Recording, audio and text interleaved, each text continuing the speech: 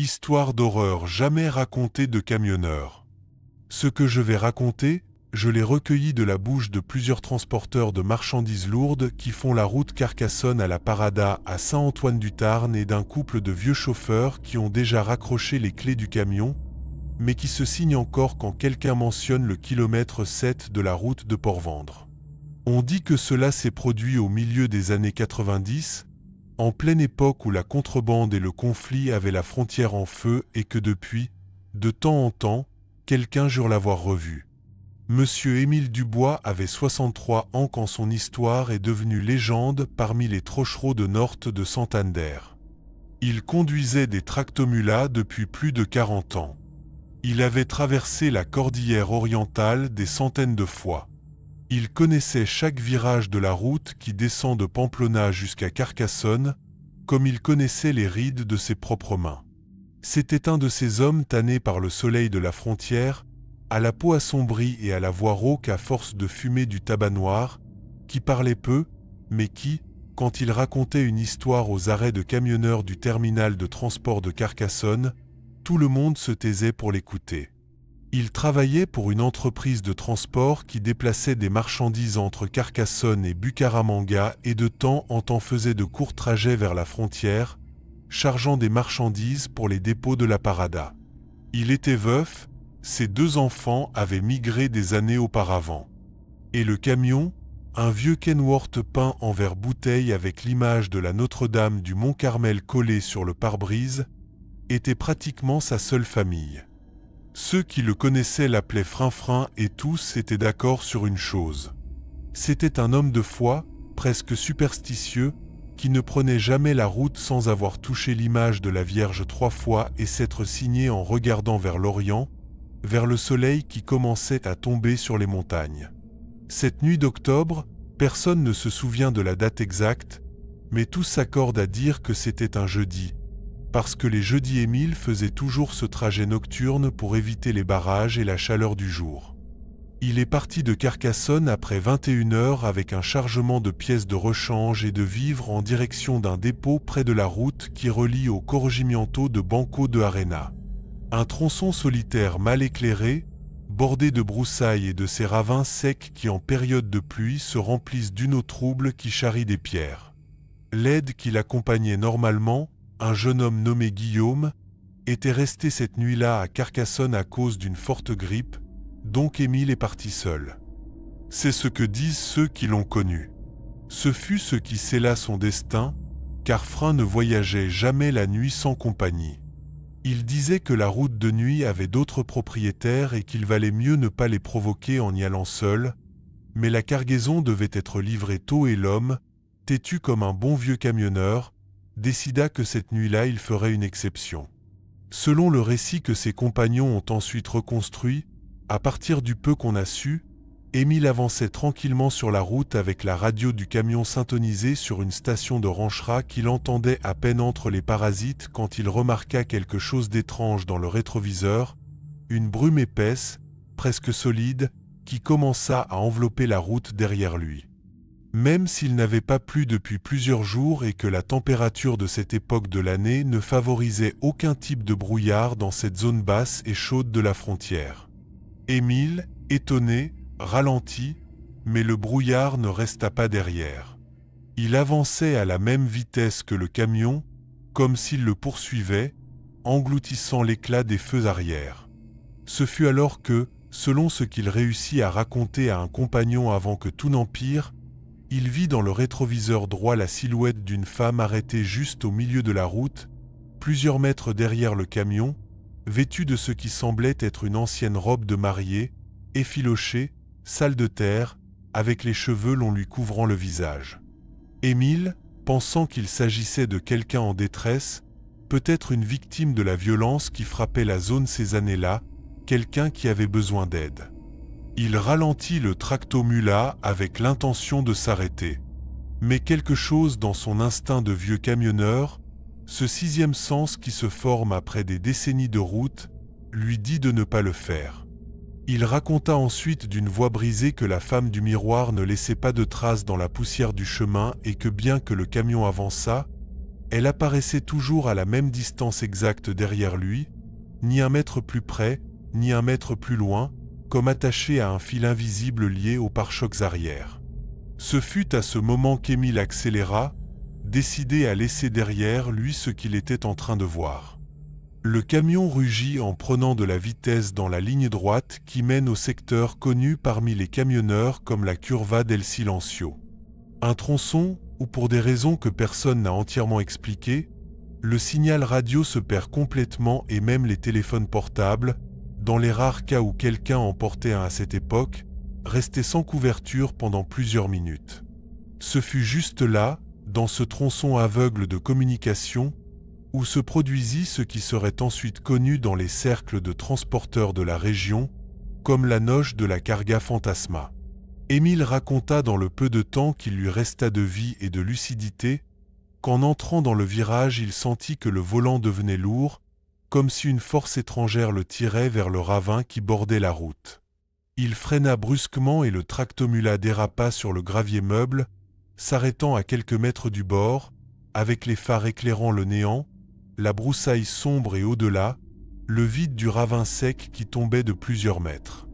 Ce fut dans ce silence, avec le moteur encore allumé, mais le cœur d'Émile galopant comme un cheval emballé, quand il entendit les coups sur la carrosserie de la remorque. 3 coups secs, métalliques, comme si quelqu'un frappait la tôle de l'extérieur avec les poings. Émile, terrifié, mais aussi habitué à faire face aux braquages et aux gens dangereux dans cette frontière agitée, prit le revolver qu'il gardait sous le siège, une habitude courante parmi les trochereaux de l'époque, et se pencha par la fenêtre. Il n'y avait personne. La route était complètement vide, éclairée à peine par la lune décroissante et par les phares du camion. Mais les coups continuèrent, maintenant plus forts, venant de l'intérieur de la remorque fermée, où il n'y avait que des boîtes de pièces de rechange et des provisions. Aucun être humain qui aurait pu frapper de l'intérieur. Émile descendit du camion. Il raconta cela lui-même en tremblant à un collègue nommé Roselin Papon 2 jours plus tard au terminal de Carcassonne, avant que les événements qui suivraient ne finissent de le consumer, et il marcha vers l'arrière de la remorque avec le revolver dans une main et une lampe de poche dans l'autre. En arrivant aux portes arrière, il remarqua que le cadenas qu'il avait lui-même mis à Carcassonne avant de partir était cassé. Cassé en 2. Comme si quelqu'un l'avait brisé avec une force démesurée, bien que le métal ne montrât aucune marque de coupe ni d'outil. Il ouvrit les portes de la remorque avec le pouls désordonné. À l'intérieur, la cargaison était intacte, les caisses à leur place, les sacs de provisions bien attachés, mais au fond, entre les ombres que la lampe de poche parvenait à peine à dissiper, Émile jura avoir vu une silhouette accroupie, la même femme à la robe de mariée, cette fois de dos, avec les cheveux tombant jusqu'au sol de la remorque, immobile comme en attente. Émile n'attendit pas de vérifier quoi que ce soit d'autre. Il ferma les portes d'un coup, sécurisa la poignée comme il put avec un câble qu'il avait dans la cabine. Il monta dans le camion et démarra avec les pneus crissants sur le pavé, décidé à atteindre coûte que coûte la destination la plus proche avec des gens, un poste de contrôle militaire qui se trouvait à environ 15 minutes de là sur la même route. Ce qui s'est passé pendant ces 15 minutes, personne ne le sait avec certitude, car quand le camion arriva finalement au barrage militaire, les soldats qui étaient de garde cette nuit-là trouvèrent quelque chose que aucun d'eux ne put jamais expliquer dans les rapports officiels et que beaucoup préférèrent omettre complètement. Bien que la rumeur se soit répandue rapidement parmi les transporteurs de la région. Le camion arriva seul sans freiner et s'écrasa doucement contre les sacs de sable du barrage, comme si le moteur avait perdu de la puissance juste avant l'impact.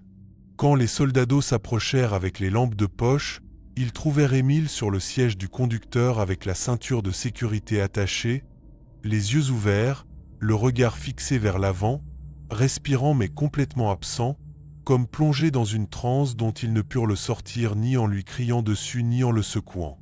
Il avait les cheveux qui, ce même après-midi, avaient été complètement noirs, sauf quelques cheveux gris aux tempes, maintenant complètement blancs, comme s'il avait vieilli de 20 ans en quelques minutes et dans les mains, Agrippé avec une telle force qu'ils durent lui forcer les doigts un par un pour le lâcher, il tenait un lambeau de tissu blanc, sale, effiloché, du même type de tissu que celui utilisé, des décennies auparavant, pour les robes de mariée des familles paysannes de la région. Les soldats inspectèrent immédiatement la remorque, pensant à un possible enlèvement ou qu'il s'était passé quelque chose de grave avec la cargaison. Tout était en ordre, les caisses bien rangées, le cadenas, le même qu'Émile jurait avoir vu brisé, intact à sa place, comme s'il n'avait jamais été forcé. Il n'y avait aucune femme, ni trace que quelqu'un d'autre ait été là. Émile fut transféré cette même nuit à l'hôpital universitaire Erasme Mau de Carcassonne. Les médecins ne trouvèrent aucune lésion physique qui expliquât son état.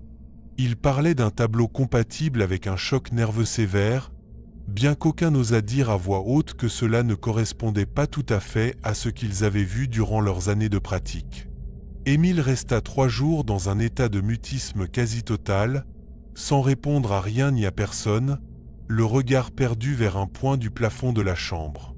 Le 4e jour, il retrouva partiellement la parole et ce fut alors qu'il raconta à Roselyne Papon, son compagnon le plus proche et le seul qui osa le visiter fréquemment. Beaucoup d'autres chauffeurs préféraient ne pas s'approcher, car la rumeur courait parmi les trochereaux que ce qui était arrivé à Émile était contagieux, que quiconque entendrait son histoire de sa propre bouche courait le risque qu'elle commence aussi à le suivre. Ce qui s'était passé pendant ces 15 minutes perdues entre la Curva del Silencio et le barrage militaire. Émile raconta qu'après avoir vu la femme au fond de la remorque, tandis qu'il conduisait à toute vitesse vers le barrage, la femme apparut assise sur le siège du passager à ses côtés, comme si elle avait traversé la tôle métallique du camion sans aucun effort. Elle ne le regardait pas. Elle regardait vers l'avant, vers la route, le visage encore couvert par les cheveux longs et sombres. Émile dit qu'il voulut crier, qu'il voulut freiner, qu'il voulut se jeter du camion en mouvement, mais que son corps ne lui répondait pas comme s'il était lié par un poids invisible musique qui le maintenait cloué au siège du conducteur. La femme, selon son récit entrecoupé, commença à lui parler dans un murmure qui semblait venir de toutes parts musiques de la cabine à la fois, pas seulement de sa bouche. Elle lui répétait sans cesse la même phrase sur un ton qu'Émile décrivit comme d'une tristesse qui faisait mal à la poitrine, pas de colère. « Emmène-moi à mon mariage, Émile. Emmène-moi à mon mariage, car il se fait tard et le marié m'attend à l'église de Saint-Faustin. » Émile, terrorisé, ne comprenait pas de quel mariage la femme parlait ni pourquoi elle connaissait son nom, un nom qu'il n'avait jamais dit à personne pendant ce trajet. Ce fut seulement après, en interrogeant les anciens du village près de bancs de sable et quelques historiens locaux passionnés par les traditions orales de la région, que Rosando et d'autres compagnons d'Émile trouvèrent une explication possible, ou du moins une histoire qui coïncidait de manière effrayante avec ce qu'Émile avait décrit. Les plus anciens du secteur racontaient qu'à la fin du XIXe siècle, à l'époque où la zone était encore un carrefour de muletiers et non de tractomulats, une jeune femme d'une famille aisée de la région avait été assassinée par son propre fiancé la nuit même de ses noces, sur un tronçon de chemin très proche de l'endroit où passe aujourd'hui la route, lorsque l'homme découvrit qu'elle comptait s'enfuir avec un autre avant de se marier. On l'avait trouvée, selon la légende locale, avec sa robe de mariée tachée de terre et de sang, le corps traîné jusqu'à un ravin sec, le même qui borde aujourd'hui le virage que les camionneurs appellent du silence, précisément à cause de ce qui s'y était passé cette nuit lointaine. On dit qu'après le crime, sur ce tronçon de chemin, tous ont disparu, pas même le chant des grillons pendant des années. Depuis lors, racontaient les anciens, quiconque passait seul par cette route la nuit, surtout les jeudis, jours où, selon la tradition orale, le crime originel avait eu lieu, courait le risque de croiser la mariée qui cherchait éternellement quelqu'un pour la conduire à l'église de Saint-Faustin afin de compléter le mariage que la mort lui avait arraché. Ceux qui la voyaient et refusaient de la prendre ou qui entendaient parler d'elle comme Émile avait tenté de le faire, restaient marqués d'une manière ou d'une autre. Certains avec les cheveux blancs du jour au lendemain, d'autres avec des cauchemars récurrents jusqu'à la fin de leur jour et dans les cas les plus extrêmes, selon les murmures des chauffeurs les plus âgés du terminal, avec la vie elle-même. Émile sortit de l'hôpital 2 semaines plus tard. Mais il ne fut plus jamais le même. Il cessa complètement de conduire la nuit. Quelque chose d'insolite pour un routier qui avait passé toute sa vie à faire justement ces trajets nocturnes car ils étaient les plus rentables. Ses compagnons remarquèrent qu'il avait vieilli non seulement par la couleur de ses cheveux, mais aussi par son regard, par sa façon de bouger, comme si une partie de sa vitalité était restée piégée cette nuit-là dans le virage du silence. Il se remit au travail, certes, têtu comme toujours, mais n'acceptait que les trajets qui lui garantissaient d'arriver à destination avant le coucher du soleil. Pendant près d'1 an, Émile sembla se rétablir, du moins en apparence.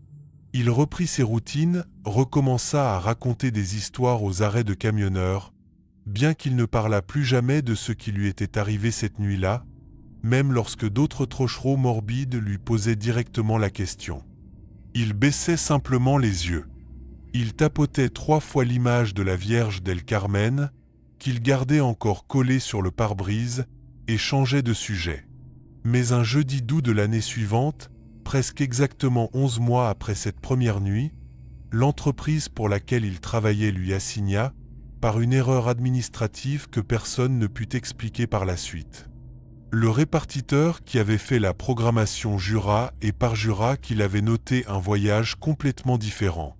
Exactement la même route, à la même heure, un jeudi soir en direction du même dépôt près de bancs de sable. Émile refusa catégoriquement au début, selon ce que racontèrent ses compagnons musique qui étaient cet après-midi-là dans la cour de l'entreprise. Il discuta avec le chef des opérations. Il dit qu'il préférait perdre son travail plutôt que de reprendre cette route la nuit, mais l'entreprise insista, arguant qu'il n'y avait pas d'autres chauffeurs disponibles et que la cargaison était urgente. Un engagement avec un client important de la frontière qui ne pouvait pas attendre. Émile, selon Rosando, qui fut le dernier à lui parler cet après-midi-là, accepta finalement, mais non pas pour l'argent ni par peur de perdre son emploi, mais parce que, dans des mots textuels que Rosando se rappellerait toujours, il dit « Si ça doit arriver encore, que ça arrive tout de suite. Je n'en peux plus d'attendre de voir quand ce sera mon tour. » Cette nuit-là, Émile quitta Carcassonne après 20 heures. Cette fois accompagné de Guillaume, son aide habituel, qui s'était déjà remis de la grippe d'il y a presque 1 an. Guillaume serait, avec le temps, la seule personne à pouvoir témoigner directement, bien que partiellement, de ce qui s'était passé cette 2e et dernière fois. Selon le récit de Guillaume, qui de nombreuses années plus tard, devenu chauffeur de son propre camion, racontait encore d'une voix brisée aux arrêts du terminal de Carcassonne. Quand quelqu'un l'interrogeait sur le sujet. Le voyage se déroula normalement jusqu'à ce qu'ils arrivent au même tronçon du virage du silence. Émile, qui était resté silencieux presque tout le trajet, les mains agrippées au volant et les phalanges blanches de tension.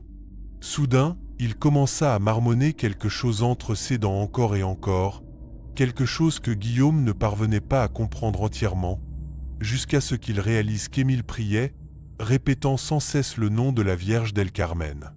Le brouillard apparut de la même manière que la première fois, enveloppant le camion de façon anormale pour la période de l'année et la température de la zone. Guillaume, qui ne connaissait pas l'histoire complète de ce qui était arrivé à Émile 11 mois auparavant, savait seulement, comme tout le monde, que quelque chose lui était arrivé cette nuit-là. Il demanda effrayé ce qui se passait, mais Émile ne répondit pas, il continuait seulement à murmurer sa prière, les yeux fixés sur la route, la mâchoire serrée, la sueur coulant sur son front malgré l'air conditionné du camion.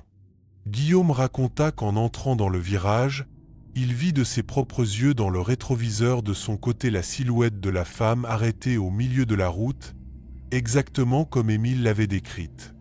Bien qu'il n'ait jamais raconté les détails à Guillaume.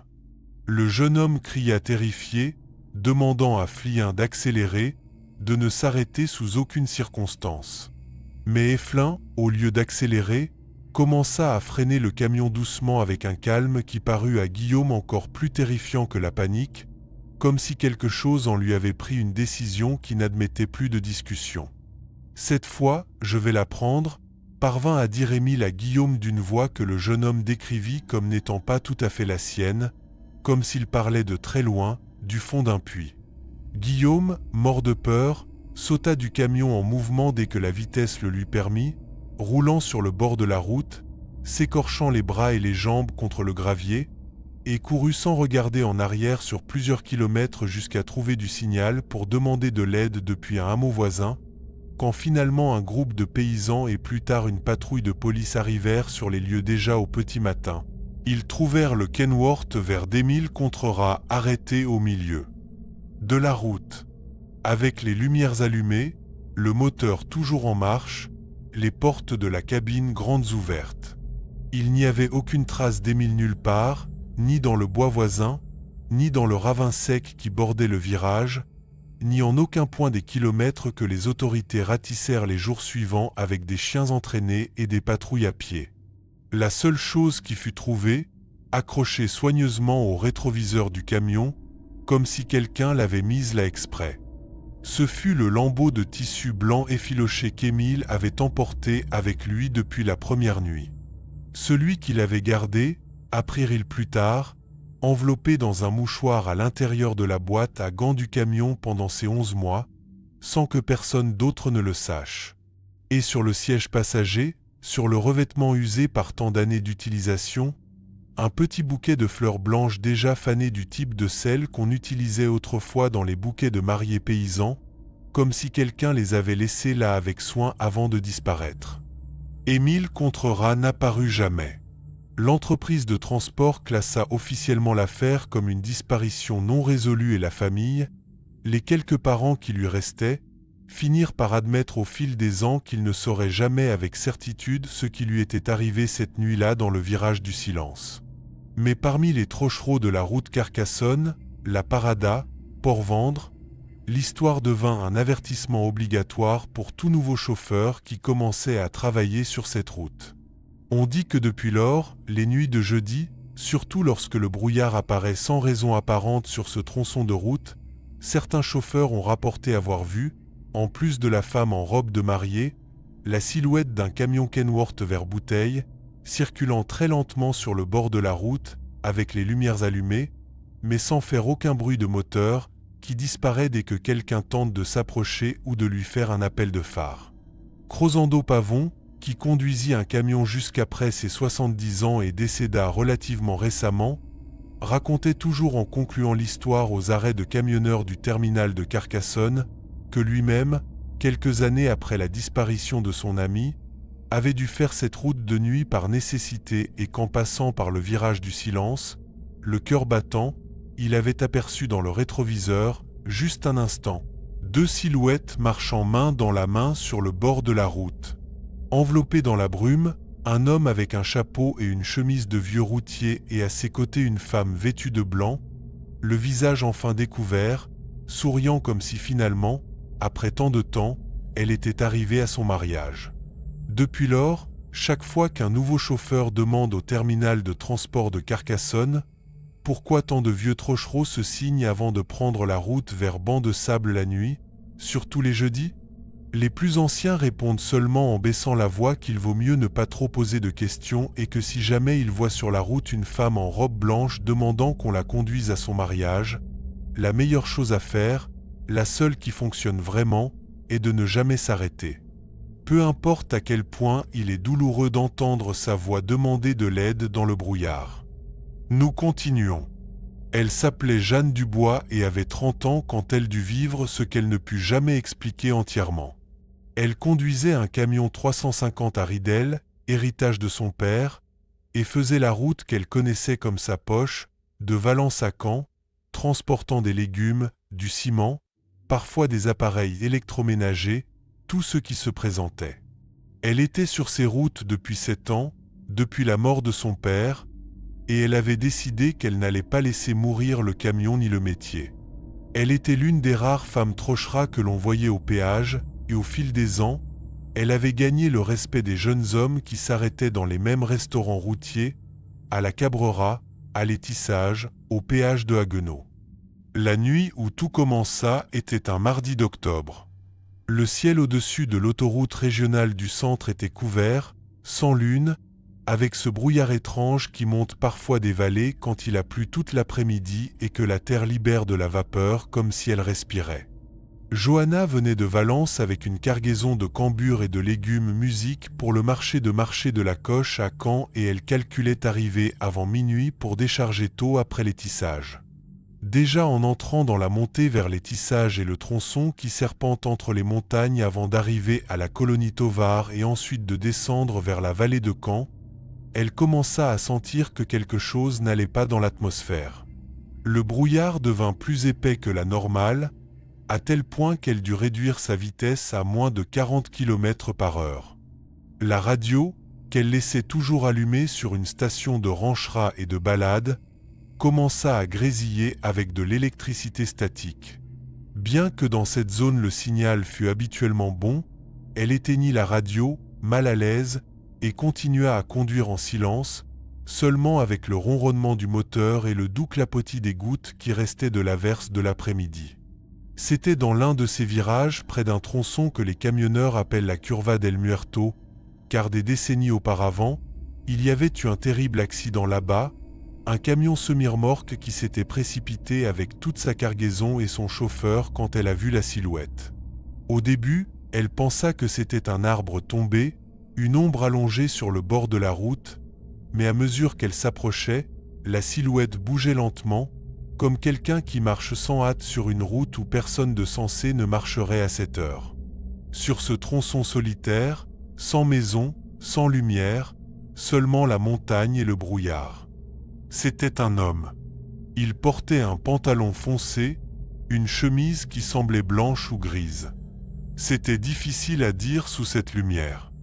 Et il n'avait ni valise, ni casquette, ni rien de ce qu'on attendrait de quelqu'un en panne sur la route.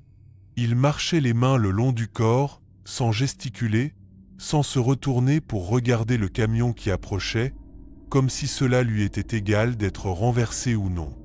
Johanna ralentit instinctivement et alluma les feux de route. L'homme ne se couvrit pas les yeux, ne réagit pas à l'éblouissement comme le ferait n'importe quelle personne normale. Il continua simplement à marcher et quand le camion fut presque à sa hauteur, il tourna la tête, seulement la tête. Le corps continua tout droit et il la regarda directement. Elle dirait plus tard, en le racontant à ses collègues Trochereau à la auberge des Tissages, que ce regard fut la première chose qui lui glaça le sang. Non pas que l'homme ait eu quelque chose de monstrueux sur le visage, au contraire, il ressemblait à un homme ordinaire d'environ 50 ans, peau mate, fine moustache, yeux sombres. Ce qui l'effraya fut le calme, un calme qui ne correspondait à personne qui se trouvait seul. La nuit, au milieu d'une route de montagne enveloppée de brouillard, contre tout instinct de prudence qu'on lui avait enseigné. Ne jamais s'arrêter la nuit pour des inconnus, encore moins sur des tronçons solitaires. Quelque chose la fit freiner. Elle-même ne sut pas expliquer pourquoi. Elle dit qu'elle ressentit comme une obligation, comme si ses mains agissaient seules sur le frein et le levier de vitesse, comme si le camion lui-même avait décidé de s'arrêter sans qu'elle ne l'autorise complètement. Elle baissa la vitre de quelques centimètres. « Tout va bien ? Votre voiture est tombée en panne par ici ?» L'homme s'approcha lentement de la porte. Il ne dit rien au début, ce n'est que lorsqu'il fut juste sous la fenêtre qu'il parla d'une voix sèche, comme s'il ne l'avait pas utilisée depuis longtemps. « Je vais à Caen, pouvez-vous me déposer ?» Johanna hesita. Elle regarda autour d'elle, cherchant une voiture en panne, une moto, quelque chose qui expliquerait la présence de cet homme au milieu de nulle part. Il n'y avait rien, ni lumière, ni signaux de détresse, pas même des traces fraîches sur l'asphalte mouillé qui indiqueraient d'où il était venu en marchant. Malgré tout, quelque chose en elle. Plus tard, elle-même dit que c'était de la stupidité ou de la pitié ou cette habitude de camionneur de ne jamais laisser personne en rade sur la route. Cela la fit tendre le bras et ouvrir le verrou de la porte du passager. Montez. Mais vite, je dois continuer. L'homme monta sans dire merci.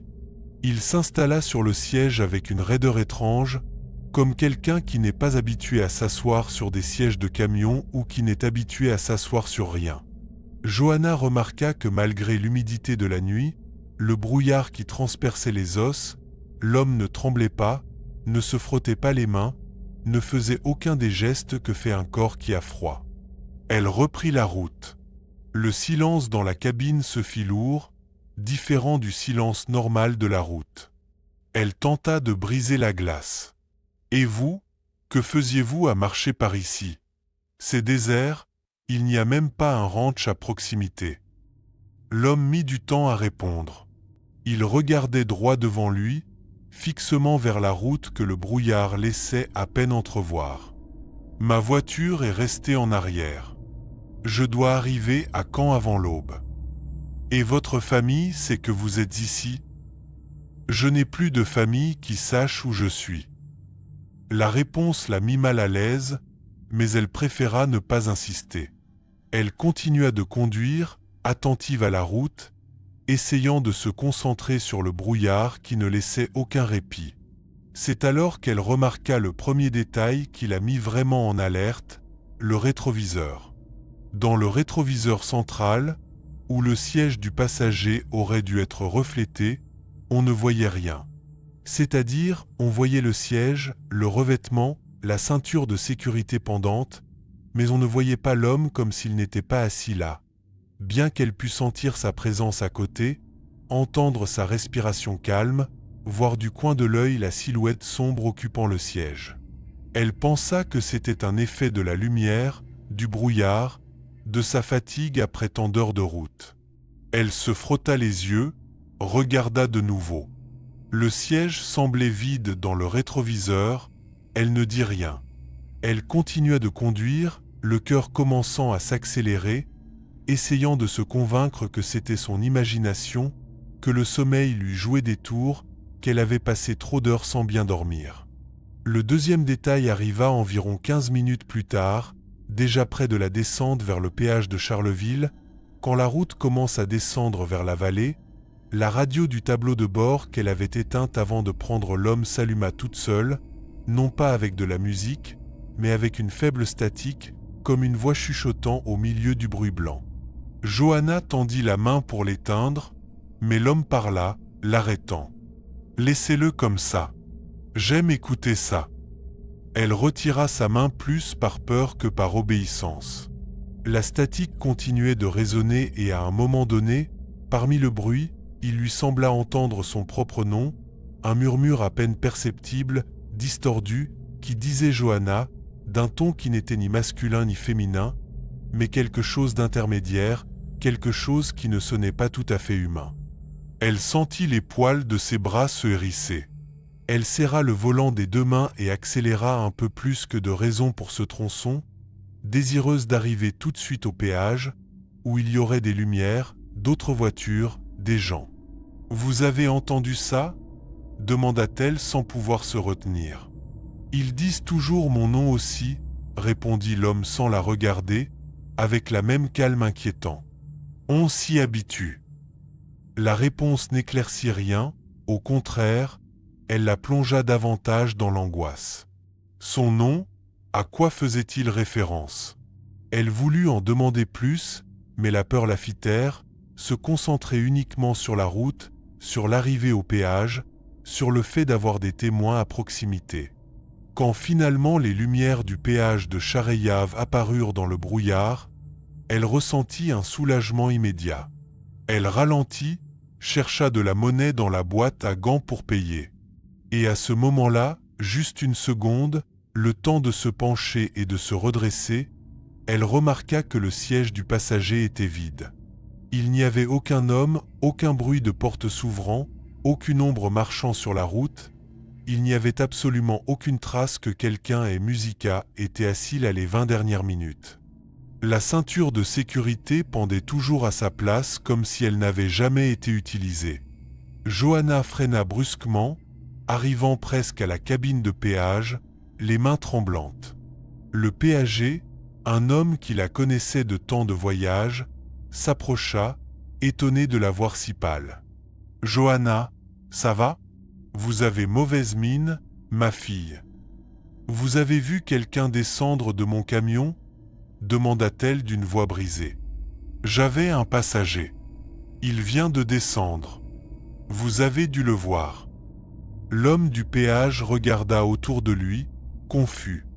Je n'ai vu personne descendre. Vous venez seule, ma fille. Personne d'autre que vous ne s'est arrêté ici. Elle insista, décrivant l'homme, ses vêtements, sa voix. Mais le péager répétait seulement qu'il n'avait vu personne, qu'elle était arrivée seule. Comme toujours. Elle paya le péage, les mains tremblantes, et continua sa route, non plus directement vers Caen, mais vers la première station-service qu'elle trouva, décidée à s'arrêter, à respirer, à appeler un collègue. À la station-service de Charleville, tandis qu'elle buvait un café qui tremblait dans sa main, elle rencontra Raymond, un routier connu de la région qui faisait la même route depuis 20 ans. Elle lui raconta tout en détail, s'attendant à ce qu'il se moque, qu'il lui dise qu'elle était folle, qu'elle avait conduit trop d'heures d'affilée. Mais Raymond ne rit pas, au contraire, il devint sérieux, presque pâle lui aussi, et lui dit quelque chose qui la marqua à jamais. « Ma fille, ce que vous avez vu, plusieurs l'ont vu dans ce virage. On l'appelle le piéton du brouillard. On dit que c'était un homme qui est mort là il y a des années dans un accident de camion qui a dévalé le ravin et que depuis, il apparaît au Trochereau qui roule seul la nuit, cherchant quelqu'un pour le conduire jusqu'à Caen, car on dit qu'il n'a jamais pu voir sa famille avant de mourir, qu'il était en voyage pour les chercher quand le camion s'est précipité. Mais je l'ai senti, Raymond. J'ai parlé avec lui. Ce n'était pas une ombre ni une lumière étrange. C'était une personne. Il s'est assis dans mon camion. C'est ce que disent tous ceux qui l'ont vu, qu'il semble réel, qu'il parle, qu'il pèse même sur le siège quand il s'assied, mais il n'arrive jamais nulle part. Et vous avez de la chance qu'il vous ait laissé partir. On dit que parfois, si on ne le laisse pas monter ou si on devient nerveux et qu'on le jette de la voiture en plein milieu de la route, l'homme se fâche et là, il se passe des choses pires. Johanna ne voulut pas demander quelle chose pire. Elle but le reste de son café en silence, les mains encore tremblantes, tandis que Raymond lui racontait que lui-même, des années auparavant, avait eu une expérience similaire sur ce même tronçon, bien qu'il n'ait jamais osé la raconter de peur d'être traité de fou ou d'ivrogne. Quand elle reprit finalement la route vers Caen, elle décida de ne plus s'arrêter pour personne sur ce tronçon, quelle que soit l'heure, quelle que soit la pitié, elle arriva au Mercado de Coche déjà à l'aube.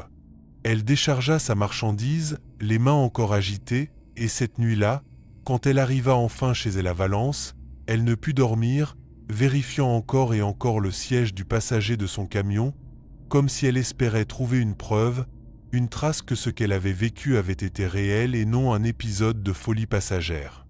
Mais la preuve arriva quelques jours plus tard, quand, en examinant le camion plus calmement, elle trouva quelque chose qui la glaça. Sur le revêtement du siège du passager, juste là où l'homme avait été assis, il y avait une marque. Ce n'était ni une tache de boue, ni d'huile, ni de rien qu'elle pût identifier. C'était comme une silhouette sombre, presque brûlée, avec la forme exacte d'un corps assis qu'aucun produit de nettoyage ne réussit jamais à enlever. Depuis lors, Jeanne Dubois continue de conduire sur la même route. Elle reste l'une des trocheras les plus respectées de la régionale d'El Centro. Mais jamais, en aucune circonstance, elle ne reprendra quelqu'un qui marche seul sur la curva del Muerto, près de l'étissage, qui que ce soit, quelle que soit la pitié qui lui inspire, aussi démuni qu'il puisse paraître, car elle a appris de la pire des manières qu'il y a des passagers sur cette route qui attendent depuis des années que quelqu'un les emmène à Caen et qui ne descendent jamais de leur propre volonté. Aujourd'hui, parmi les camionneurs qui empruntent cette route la nuit, l'histoire de Johanna est racontée comme un avertissement dans les fondas de bord de route, autour d'un café chaud. Tandis qu'à l'extérieur, Le brouillard monte de la vallée et une silhouette solitaire, qui sait, peut-être à cet instant même, marche lentement sur le bord de l'asphalte, attendant que quelqu'un, une fois de plus, ait pitié et lui ouvre la porte. Nous continuons avec une autre histoire. Cela s'est passé en mars, quand il faisait encore cette chaleur collante difficile à supporter sur la route. J'avais 35 ans, dont 14 passés au volant d'un camion, et je pensais avoir tout vu. Route glacée dans le sud, tempête de sable près de Catamarca, un accident qui m'a presque privé de mes 2 jambes. Rien de tout cela ne se compare à ce qui m'est arrivé cette nuit-là en entrant à Marseille par la rue A2, près du péage de Vittel, avec une remorque chargée de marchandises générales que j'avais récupérée dans un entrepôt de Canuela. J'ai démarré tard, comme toujours. Le client avait tardé avec la paperasse et j'ai fini par quitter Bordeaux après 21 heures. Ce n'était pas ma route préférée pour la nuit, mais je la connaissais par cœur. Péage, virage, l'odeur de la mer qui commence à se faire sentir bien avant de voir l'eau. Je transportais dans la caisse des cartons d'électroménager, des sacs de ciment, quelques meubles emballés et au fond, des caisses en bois que l'entrepôt avait chargées en dernier, déjà la nuit tombée. Je me souviens que le responsable, un type aux cheveux gris qui parlait à peine, m'a fait signer le bon de livraison rapidement, sans me regarder dans les yeux, et m'a dit une phrase à laquelle je n'ai pas prêté attention sur le moment. Ces caisses à l'arrière, mieux vaut ne pas y toucher pendant le voyage. Je lui ai demandé ce que c'était et il m'a répondu que c'était de la marchandise d'une maison d'antiquité. Juste de vieilles choses. Moi, pressé et désireux d'arriver, je n'ai pas posé plus de questions. La route était tranquille.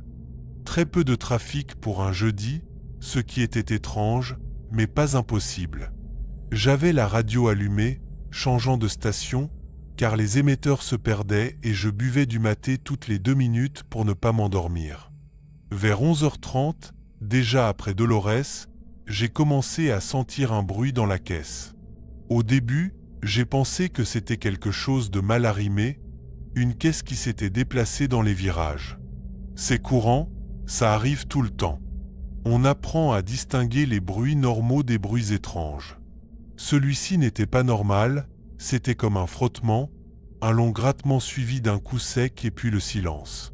J'ai baissé la radio, j'ai tendu l'oreille et là, ça a recommencé. Frottement, coup, silence, comme si quelque chose de lourd se déplaçait d'un côté à l'autre de temps en temps, avec une régularité qui n'avait rien à voir avec le mouvement du camion. J'ai baissé complètement le volume de la radio et j'ai continué à conduire, de plus en plus mal à l'aise. Le bruit s'est répété encore 4 ou 5 fois dans les 20 minutes suivantes. Toujours pareil, toujours avec cette cadence qui ne correspondait ni au virage ni au nid de poule de la route. À un moment, j'ai fait le lien avec les caisses de derrière, l'avertissement du responsable, le bruit qui apparaissait et disparaissait comme si quelque chose avait sa propre volonté. J'ai senti ce froid qui monte le long de la nuque, le même que l'on ressent quand on conduit à l'aube et qu'on jure voir une silhouette au bord de la route qui s'avère ensuite être un poteau. Mais ce n'était pas un poteau. C'était à l'intérieur de ma caisse, à quelques mètres de ma nuque, de l'autre côté d'une fine tôle. J'ai décidé de m'arrêter. J'ai trouvé un large accotement près d'un poste de péage abandonné, de ceux qui sont tombés en désuétude après que le système de péage ait été réorganisé plus loin. Il n'y avait pas d'autres camions, pas de lumière d'autres véhicules, seulement la route sombre et le bourdonnement des insectes de la région. Je suis descendu du camion avec la lampe de poche que je garde toujours sous le siège et j'ai marché vers l'arrière, le cœur battant plus fort que je ne voulais l'admettre. Avant d'ouvrir la porte arrière, je suis resté un moment à écouter, appuyé contre la tôle froide. Le bruit s'était arrêté dès que j'avais freiné, comme s'il attendait. J'ai mis la clé, tourné le loquet et ouvert l'un des battants de la porte. L'odeur qui s'en est échappée n'était pas l'odeur de carton et d'emballage que l'on attend d'une cargaison générale. C'était une odeur de terre humide, de vieille cave, mélangée à quelque chose de doucereux que je n'ai pas su identifier sur le moment, mais qui, après y avoir réfléchi, m'a rappelé l'odeur des fleurs quand elles sont fanées, quand elles commencent à pourrir dans le vase. J'ai éclairé avec la lampe de poche. Les cartons d'électroménager étaient là où je les avais arrimés, les meubles emballés aussi, tout était en ordre. Mais au fond, là où se trouvaient les 3 caisses en bois de la maison d'antiquité, la bâche qui les recouvrait était déplacée, comme si quelqu'un l'avait découverte de l'intérieur. Je me suis approché lentement. Les 3 caisses avaient un couvercle en bois cloué ou l'avais-tu car l'une d'elles, celle du milieu, avait le couvercle entrouvert avec 2 des clous tordus vers l'extérieur, comme si quelque chose avait forcé de l'intérieur pour sortir. Aucune autre explication ne m'est venue à l'esprit à ce moment-là que de penser à un animal, un gros rat, un chat qui se serait faufilé dans l'entrepôt. Avec cette idée en tête, qui me semble maintenant naïve, j'ai attrapé une barre de fer que je porte toujours pour déverrouiller l'attelage de la remorque et j'ai utilisé la pointe pour soulever complètement le couvercle. À l'intérieur, il n'y avait aucun animal, il y avait de vieux tissus brodés de ceux que l'on utilise pour recouvrir les meubles anciens. Et au milieu, partiellement enveloppé, ce que j'ai d'abord cru être une sculpture grandeur nature, type mannequin ancien, de ceux que l'on utilisait dans les maisons d'antiquité pour exposer des robes d'époque. Elle avait une forme humaine, la peau d'une couleur grisâtre terne, presque comme de la vieille cire, et elle était dans une position étrange, recroquevillée, les genoux contre la poitrine, comme si on l'avait forcée à entrer dans la caisse. Je suis resté à la regarder une seconde de trop, essayant de comprendre pourquoi une statue aurait cette texture, ces plis dans la peau qui semblaient réels. C'est la poitrine qui a bougé. Un petit mouvement, presque imperceptible, comme une respiration retenue qui se libère enfin. J'ai fait un pas en arrière si vite que je me suis cogné contre l'un des meubles emballés. La lampe de poche a tremblé dans ma main, mais je ne l'ai pas lâchée. Et dans ce tremblement de lumière, j'ai vu comment la tête de la figure, qui jusque-là avait été penchée vers le bas, se redressait lentement avec un craquement d'os sec jusqu'à regarder vers la porte ouverte, vers moi. Elle n'avait pas d'yeux comme on s'y attend. Là où il devrait être, il y avait 2 creux sombres, comme des orbites vides, mais pas entièrement vides. Car au fond de cette obscurité, quelque chose bougeait, une lueur humide qui apparaissait et disparaissait, comme si quelque chose de minuscule nageait à l'intérieur. La bouche d'abord fermée s'est entr'ouverte avec le même craquement sec et de l'intérieur est sorti un son qui n'était ni humain ni animal, une sorte de longue expiration, comme l'air qui s'échappe d'un vieux soufflet, chargé de cette odeur doucereuse de fleurs pourries que j'avais déjà sentie en ouvrant la porte. J'ai reculé jusqu'à la porte arrière de la remorque sans oser tourner le dos à cette chose.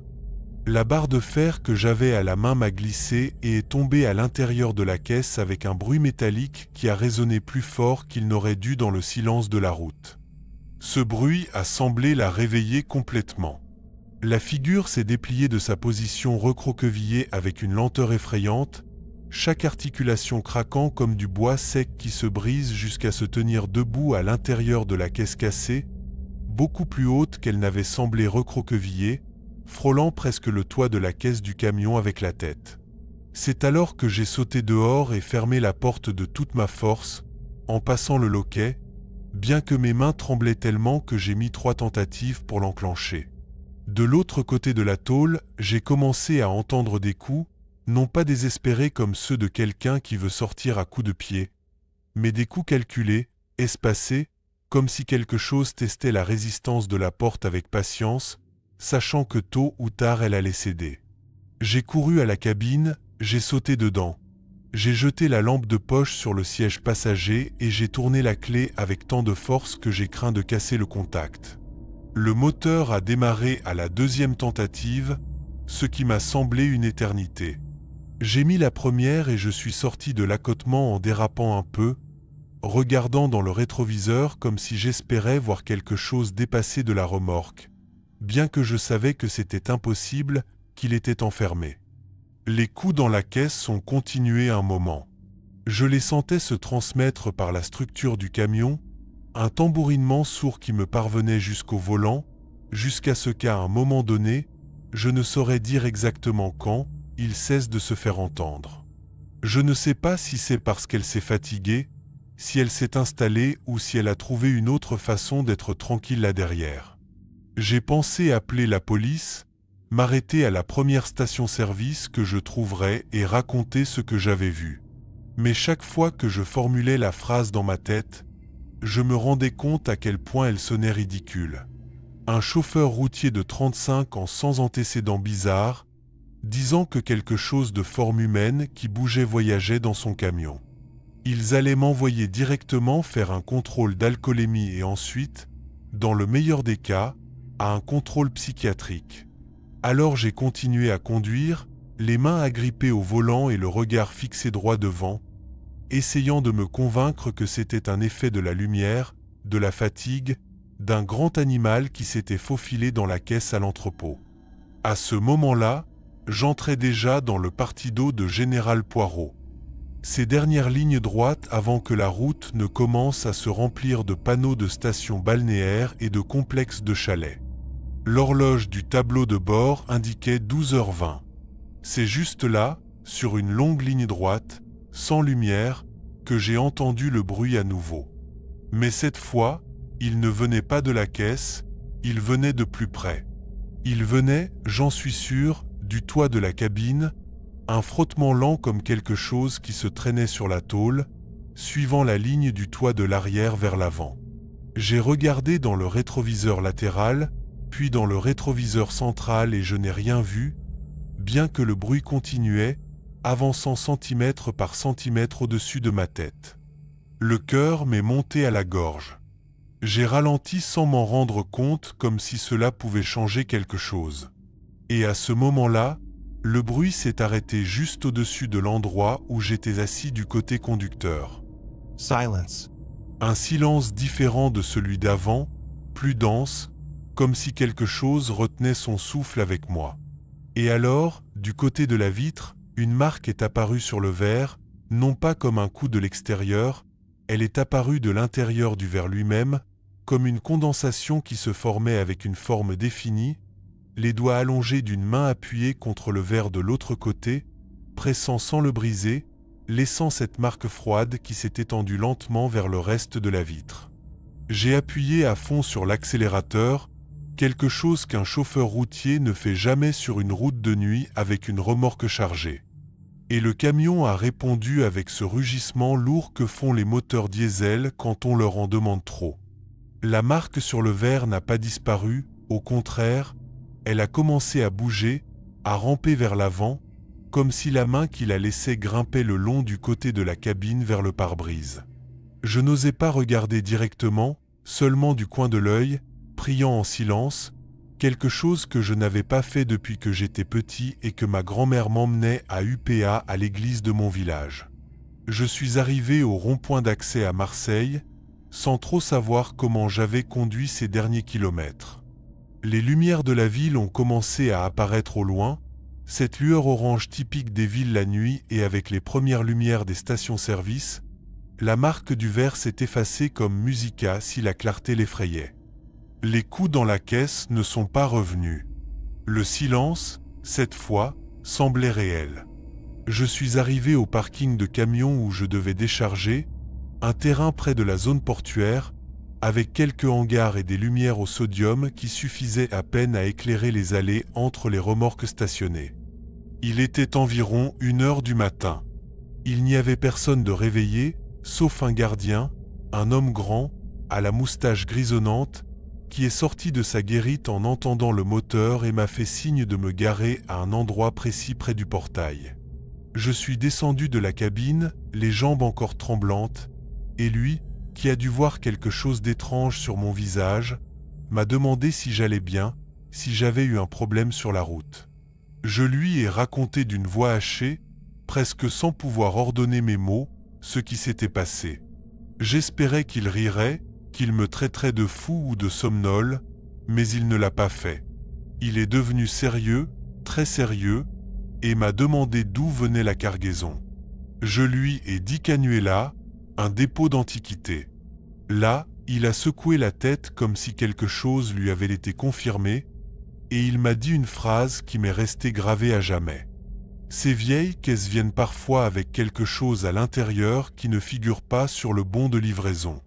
Ce n'est pas la première fois que ça arrive dans ce terminal, m'a-t-il raconté pendant que je ne pouvais même pas tenir le maté que je m'étais préparé pour calmer mes nerfs, qu'il y a des années, bien avant que je ne commence à conduire, il y avait eu un autre cas similaire avec une cargaison qui venait d'une vente aux enchères d'une estancia abandonnée près de Toulon.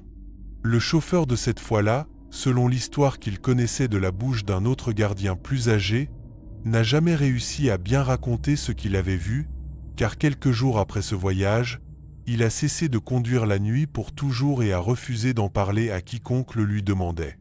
La seule chose qu'il disait quand quelqu'un insistait, c'est qu'il y a des boîtes qu'il ne faut jamais ouvrir, ni par curiosité ni par peur, car quoi que ce soit qui voyage à l'intérieur sait parfaitement distinguer les deux.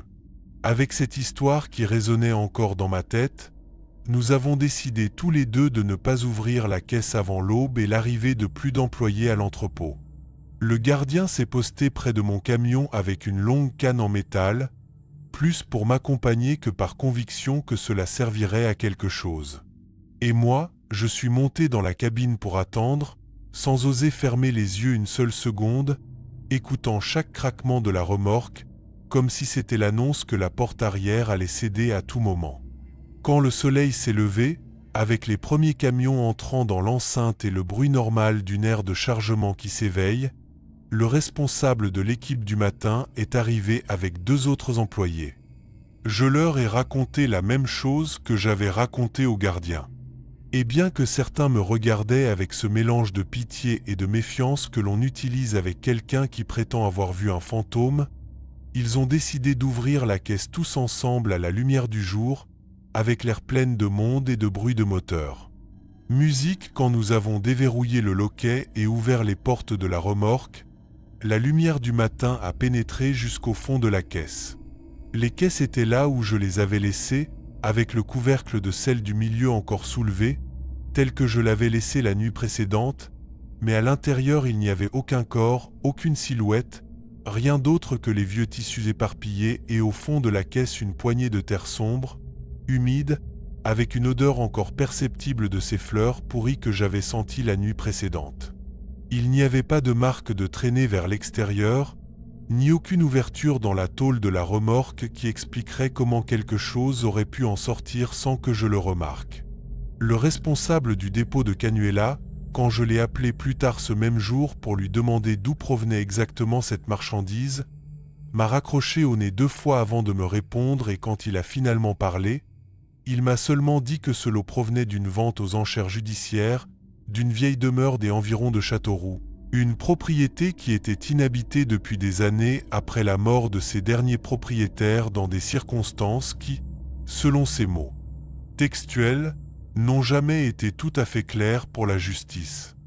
Après cela, il n'a plus voulu parler du sujet et quand j'ai rappelé quelques jours plus tard pour un autre transport, un autre employé m'a dit que ce responsable ne travaillait plus là. J'ai fini de décharger le reste de la marchandise ce matin-là avec les mains qui me tremblaient encore chaque fois que je devais me rendre au fond de la caisse. Aucun des meubles ni des cartons d'électroménager n'avait rien d'étrange. J'ai vérifié chacune avec une attention que je n'avais jamais portée à un transport auparavant. J'ai livré le reste de la cargaison au destinataire correspondant à Marseille. J'ai signé les bons de livraison et je suis retourné au camion pour faire le nettoyage de routine avant le retour. C'est en balayant le plancher de la caisse, déjà avec la lumière du soir qui entrait pleinement. Que ai-je trouvé ?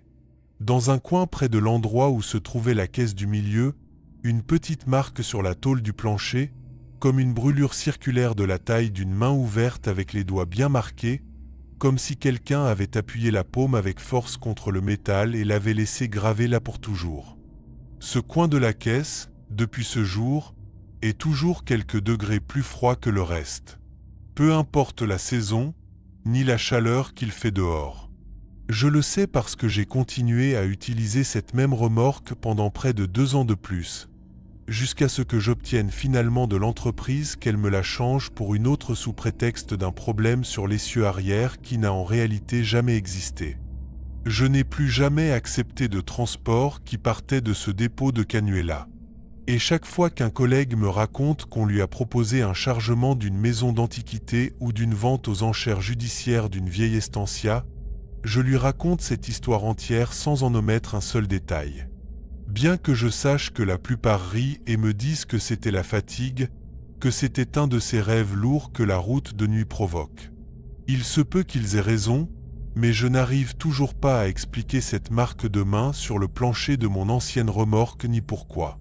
Jusqu'à aujourd'hui, quand je conduis la nuit sur cette ligne droite après Dole, je baisse la radio sans m'en rendre compte et je reste à écouter l'oreille attentive, espérant entendre à nouveau ce frottement suivi d'un coup sec venant de quelque part derrière ma cabine. Merci à tous d'avoir écouté ces histoires. On se voit dans une autre vidéo. À la prochaine. Ouais.